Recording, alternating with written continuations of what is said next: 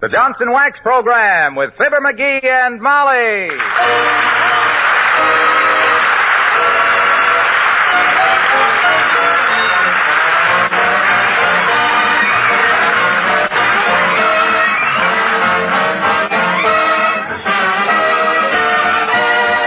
The makers of Johnson's Wax products for home and industry present Fibber McGee and Molly with Bill Thompson, Gail Gordon, Arthur Q. Bryan, B. Benaderet, and me, Harlow Wilcox. The script is by Don Quinn and Phil Leslie, music by the King's Men and Billy Mills Orchestra.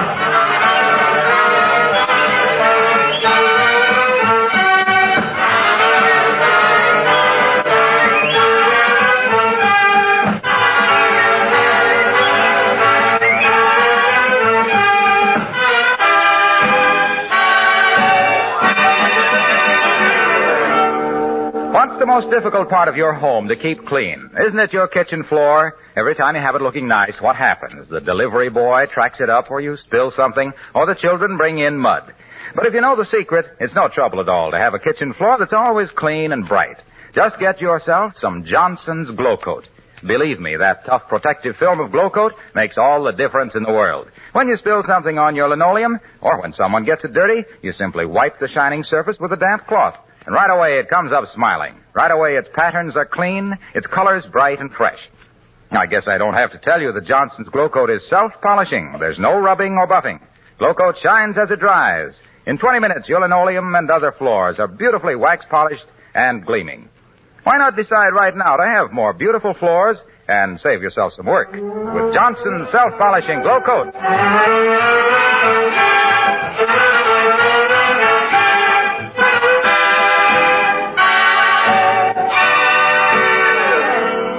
The famous faces in history, the face that launched 1,000 ships, the face on the barroom floor, and so on, the most fascinating are to be found in the family photo album. And at 79 Wistful Vista, going over their album and wondering at the marvels of biology, we find Fibber McGee and Molly.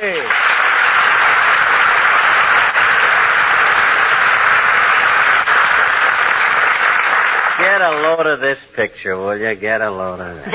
Uncle Dennis. Got a collar like Hoover, a tummy like Taft, and a mouth like Bilbo. The photographer must have had a brace around his neck. He certainly looks stiff. He probably was. Remember the time Doc Gamble gave him a blood test and it come out 97 proof? Don't be intolerant, dearie. None of us is perfect, you know. I know, but I never knew a guy who worked so hard at being imperfect as Uncle Dennis. Hey, what's this picture? Looks like a picket line at a screwball factory. That, my pet, is our class picture. Oh. 7th grade, Peoria. Oh, yeah. You're in the middle of the front row with the catcher's mitt on. And I'm the sweet-looking child right behind you. Miss Fiditch is at the end there. Well, what do you know? Miss Fiditch, our old school teacher. And a very thrifty woman. Yeah. She used to scrape up the chalk dust and use it for face powder. I used to hate all those teachers till I found out what they were being paid. Now I know they weren't mean. They were just hungry. We were certainly a handsome group of kiddies, weren't we? Yeah. And isn't this a coincidence? That big Moran boy next to you. Bull Moran? That jughead? Yeah. That muscle-bound bully? You know, we were friends all through school, and I hated him every minute of it. But the coincidence is that I was just reading Bull Moran, what a stoop. He had such a big Charlie horse between the ears, he couldn't think up the right answer to roll call. Well, why did you hate him so, McGee? What did he do to you that everybody else wanted to and didn't? He was a bully, and I wasn't. That's why. I was just a jolly, friendly, chubby little fellow, and he used to beat me up every day. Oh, dear. Well, why did he pick on you? Says I was easier on the knuckles than the skinny kids. But I got even with him all right. The day him and his family moved away, I put a skunk in his trunk. Oh.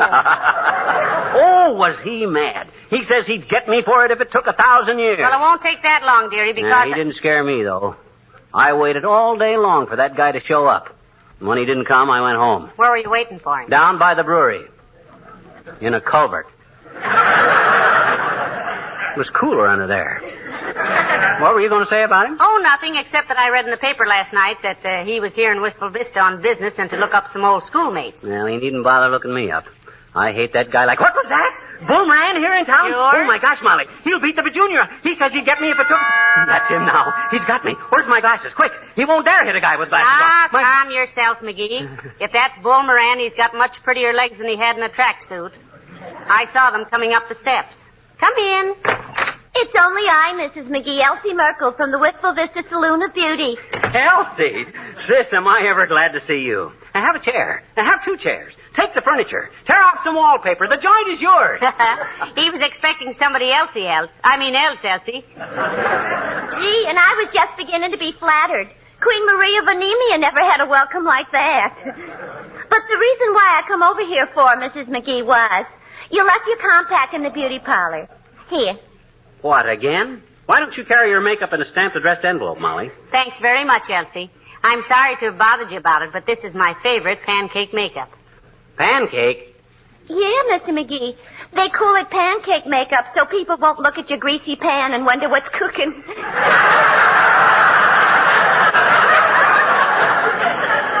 How's everything at the beauty parlor, Elsie? Keeping you busy? I'll say. I spent the whole morning working on Fifi Tremaine, the actress.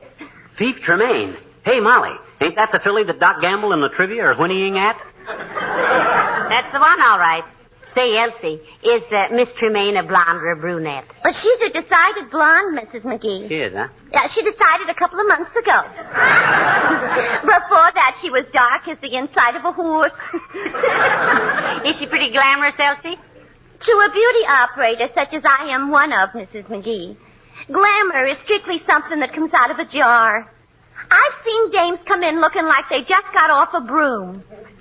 And in 2 hours, they got fellas throwing diamond Terreras at them. Well, Doc Gamble and Latrivia are both trailing her around like a busted garter. Doc's got her fever chart on his desk in a gold frame. And Latrivia gives her a motorcycle escort when she goes out to walk the dog. Oh, it must be wonderful to have a doctor and a mayor in love with you. One keeps you out of the hospital and the other keeps you out of jail. Incidentally, Mr. McGee, I heard some news about you today, too. You did, eh? What was it, Elsie? Well, I was giving a lady a henna wrench. And she said she come home from her vacation on a train on which she met a very nice gentleman, which he used to go to school with Mr. McGee in Peoria. And he's going to be here in town, and the first thing he's going to do is to look you up. You mean Bull Moran? Did he say anything else? Oh, yes. But just then my assistant slapped a mud pack on the lady's face, which reminds me I got to get back and scrape her off. Goodbye.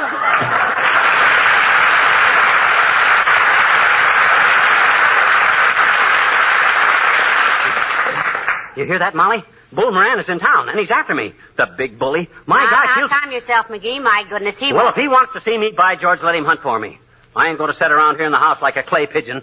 Where's my hat? On the hall table. Where's my glasses? I gotta be wearing my glasses. I don't know, McGee. You haven't worn those glasses Oh, I gotta have my glasses. It's a federal offense to hit a guy with glasses on it. Oh, I know where they are. They're right here in the hall.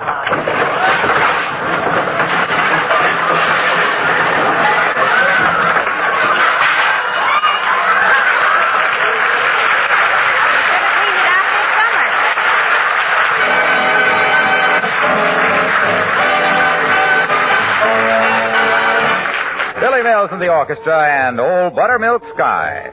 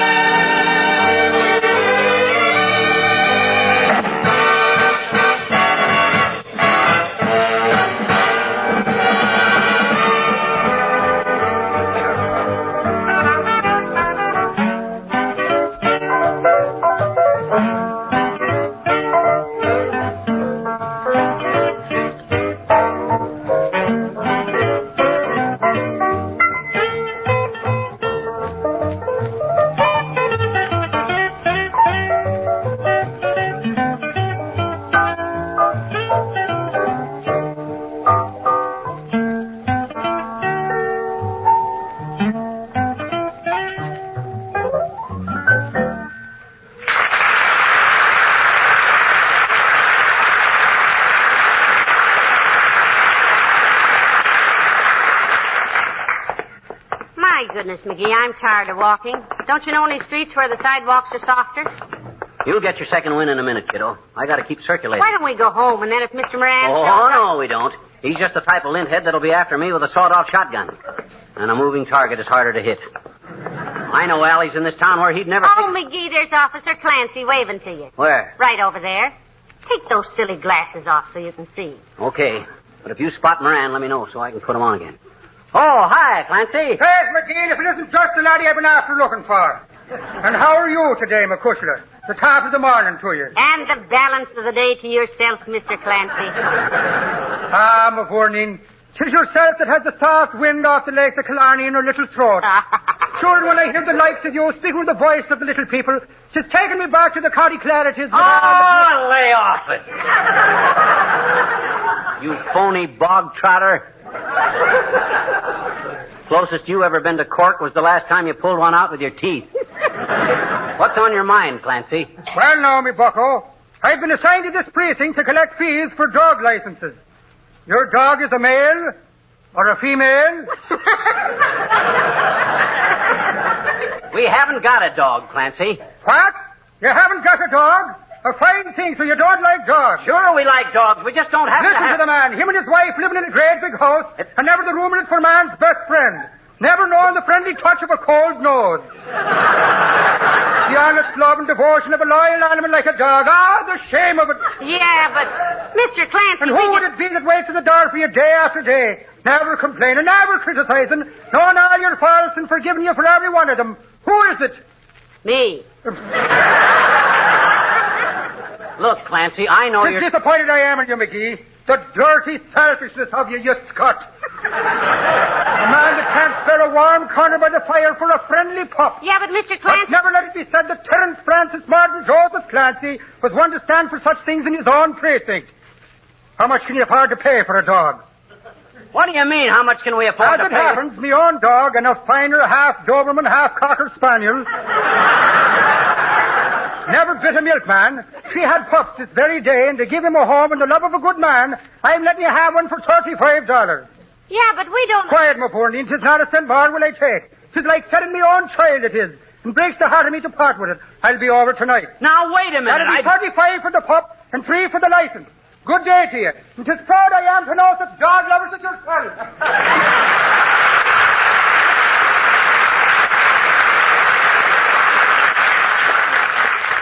Well, I'll be a monkey's uncle. Yeah, to say nothing of a Doberman stepfather. Look, McGee, I'm going into Kramer's drugstore a minute. I've got to sit down a while. Okay, you go in first and look around. If Bull Moran is in there, give me a signal. All right. If you see me in the front window turning cartwheels, he's in there. If I add a handspring and double back somersault, it'll mean that... Oh, cut it out, Molly. I'm serious. See him any place? No, I don't, dearie. I think you're safe. My goodness, you're as nervous as a cow in deer season. Wait till I look around. If Bull Moran knows I'm in... Oh, McGee, look who's right behind Drop that gun, Moran. Don't you lay a finger on the... Oh! Hi, Junior. I thought you were somebody else. Gee whiz, pal, you're shaking like a jellied consomme. What's the matter with you? Well, an old school chum of McGee's is in town, Mr. Wilcox. He's looking for McGee, and McGee doesn't want to see him. If he catches up with me, Junior, he'll take me apart like a Sunday paper. You mean this feud has lasted since your school days? Yeah. Since the 7th grade in Peoria, Mr. Wilcox. When this boy moved away from town, himself here put a skunk in his trunk. A rather novel going-away present, you'll admit. The dirty bully. It served him right after the way he used to beat me up on the way to school every day. Hey, you want me to stick around with you, pal? Between us, we can lay this guy colder than an Eskimo's mucklucks. I don't know, Junie. He's awful big. I don't remember him as being so big, McGee. Oh, you don't, eh? You never looked at him with your eyes full of knuckles. He used to paste me so hard. Hey, speaking of paste, I've got to call the office. Huh? We're expecting a big shipment of Johnson's paste wax. Okay, but as I was saying, Junior, this guy used to hit me with The paste wax is making a terrific hit around Wistful Vista, you know, the way it protects and preserves and beautifies floors, furniture, windowsills, and luggage. It's so wonderful. Yeah, we know, Mr. Wilcox, but this big bully that McGee That's what I was saying. Johnson's paste wax does such a bully job of guarding wood and leather and enamel surfaces against dust and dampness, protecting it against almost... Yes. We know. But that don't protect me against Bull Moran. Against who, pal? Bull Moran, Mr. Wilcox. That's the brute McGee is dodging. Well, why didn't you say so? I was just talking to him about you. What? Where is he? Where is he? In the back of the store, in the phone booth. He'll be out in a minute, I guess. McGee, come back here. McGee!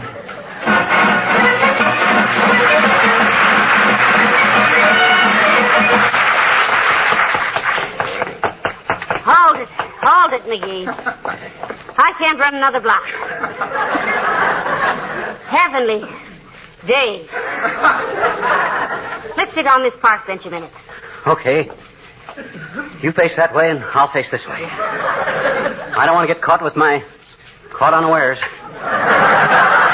McGee, I'll do no more dodging. I'm worn out.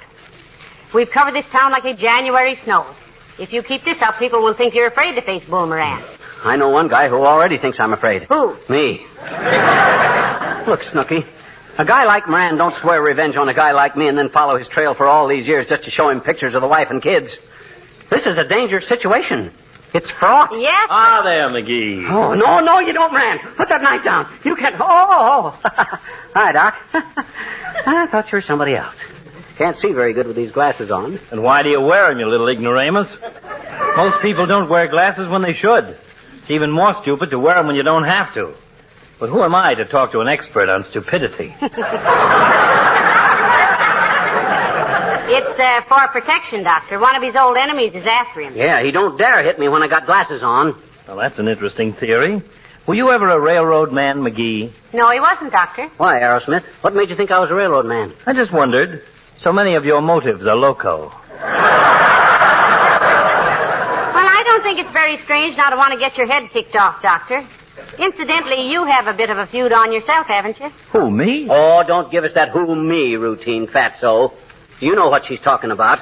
Latrivia beating your time with Fifi Tremaine. My dear boy, when you speak the name of Miss Tremaine, I'd advise you to keep a civil tongue in your tiny little head. Oh, he didn't mean any disrespect, Doctor, I'm sure. Why, certainly not, Capsule Happy. Well. And don't make any threats to me, too, either. I could tie your oversized neck in a lover's knot before you could say Robinson Crusoe. You mean Jack Robinson? I can spot him 3 syllables and still do it. Relax, Super Mouse. Remember, I am familiar with every weary corpuscle in your weird little body, and you don't own a muscle that has the tensile strength of a poached egg. You have the reaction time of a leaking molasses jug and the nervous system of a pinball machine. Tilted. Yeah, but listen Your here. coordination is that of a sack of potato chips, and you haven't the stamina to hold your ticket stub through the newsreel. That sounds awful. I wonder who his doctor is. Touche, my dear. Touche. Now that I resent. I don't wear a touche and you know it. I got as much hair now as I had when I was 16 and by George... skip it, bird brain. I haven't time to bandy words any further. If your old friend catches up with you, maybe we can all get together tonight. I'll make your reservation. Where, Doctor? In the fracture ward. Good luck with it, Bellmouth.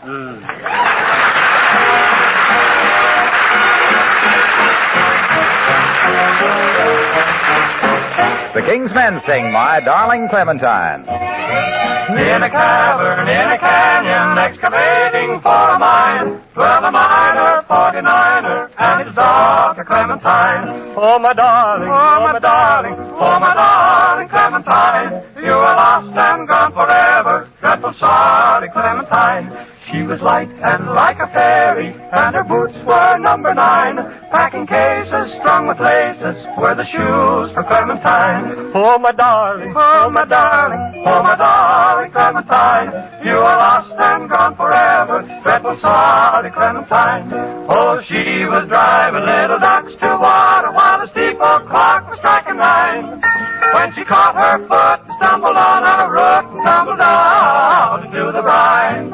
Oh, my darling, oh, my pretty little darling, oh, my darling Clementine, Clementine. You are lost and gone forever, dreadful sorry Clementine. Her ruby lips above the water flowing bubbles, soft and fine. Alas, I could not swim, the fisher boy saved Clementine. Oh, my darling Clementine, and now she's married to the fisher boy.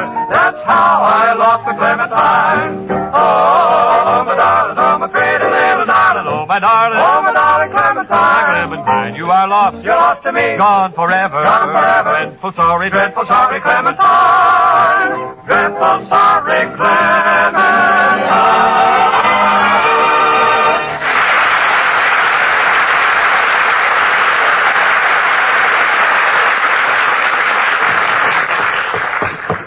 Hurry up, Molly. Let's get in the house and... What you got? A note. It was pinned to the door. Bring it inside. That's it. Oh, it's for Mr. Moran. Listen, it says, remember me? You were out, but I'll be back. Signed, Bull Moran. Well, if it's got to come, it's got to come. I'll fight him. Good for you. I have to. I'll fight him square and fair. Where's my ball bat? I got to have my ball bat. It's merely trivia, dearie. Come in. Hello, Mr. Mayor. Come right in. Thank you, Molly. Hello, McGee. How you been, Latriv? I haven't seen you lately. No, I've been extremely busy lately, McGee. Civic meetings, things of that sort. You were having a little argument with that bar association of yours, weren't you? How did that come out? Oh, I haven't seen her since I met Miss Tremaine. I stopped going to Joe's place. Oh, that bar association. That's the one we meant, yes. Oh, yes. Well, we reached an agreement. That's good. Personally, I'm glad to hear you haven't been dating anyone else since you met Fifi. Thank you. I wish I could say the same for her.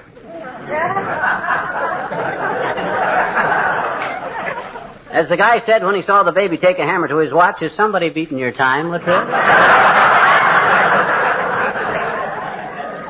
I'd rather not discuss it, if you don't mind, McGee. Of course not, McGee. Naturally, His Honor doesn't want to talk about it if Dr. Gamble's moving in on him. Okay. But I predicted this, you know. I predicted that when Gamble moved in, she'd drop Latriv like a hot Secretary of Commerce. I have not been dropped. Like a hot anything. For your information, McGee, I have just advised Miss Tremaine to make up her mind between Dr. Gamble and myself. Boy, is your neck out. I have invited her to the football game tomorrow. I have tickets on the 50-yard line. But it now seems that she would prefer going with Dr. Gamble because she can ride in the ambulance. Does that sound like sense? No, but it sounds like a woman, Your Honor. I can only take so much. I wouldn't take her to the football game now if she came to me on bended knees and beseeched me to please take her. I'm not here, Molly. Tell that mug I'm out of town. I won't tell the man a deliberate lie, McGee. Well, shall I get it? Yes, you get it. Yeah. Hello? Yes. Yes, this is Chucky. Oh, Phoebe. What? You will go to the game with me? Wonderful. What? Yes. Of course we can ride out there on the fire engine. Yes, Phoebe. Yeah, I'll see you tomorrow. And that was... that was Miss Tremaine. Good day.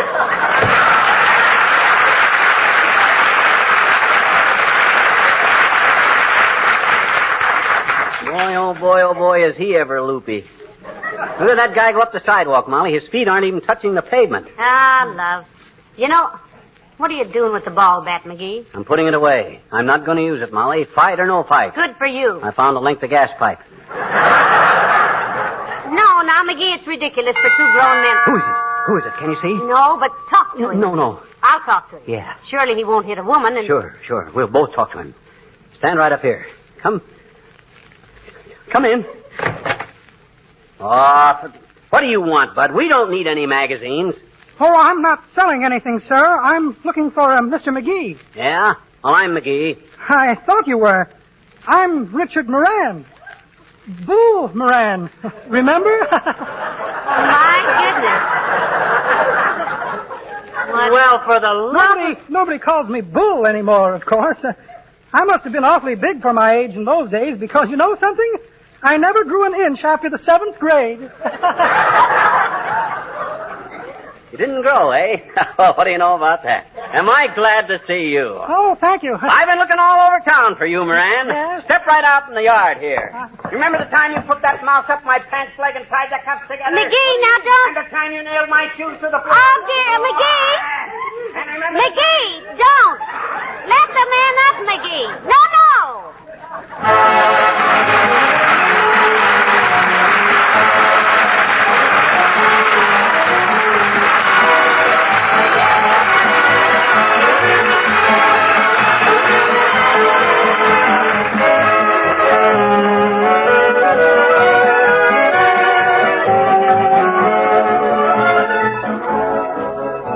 own a pre-war automobile? If you do, chances are you're getting a little tired of trying to keep up its appearance. But with new cars so scarce, it's still the smart thing to do, isn't it? I guess that's the number one reason for using Johnson's Car New, the car polish that both cleans and polishes in one application. Believe me, you'll have to go a long, long way to find a better car polish than Car New. It really rolls up its sleeves and goes to work on your car. With surprisingly little effort on your part, Car New gets rid of every trace of ground-in dirt and road grime. And when you've finished, your old bus really shines. Perhaps you don't know that Johnson's Car New is a liquid car polish. You rub it on, then let it dry to a white powder. And off comes all the dirt and dullness when you wipe off that powder. Sounds like just the car polish you've been looking for, doesn't it? How about giving your old car a beauty treatment this week with Johnson's Car New?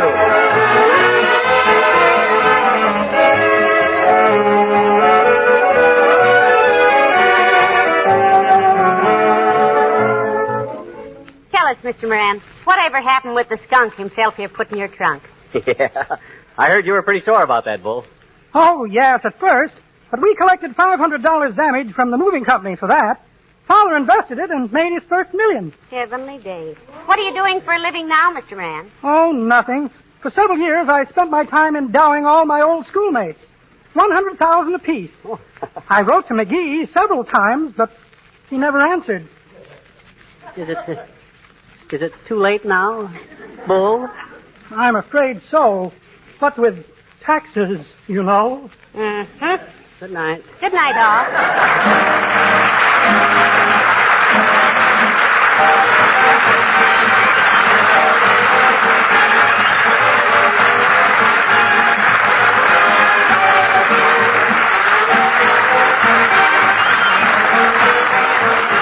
This is Harlow Wilcox speaking for the makers of Johnson's Wax Products for home and industry, inviting you to be with us again next Tuesday night. Good night.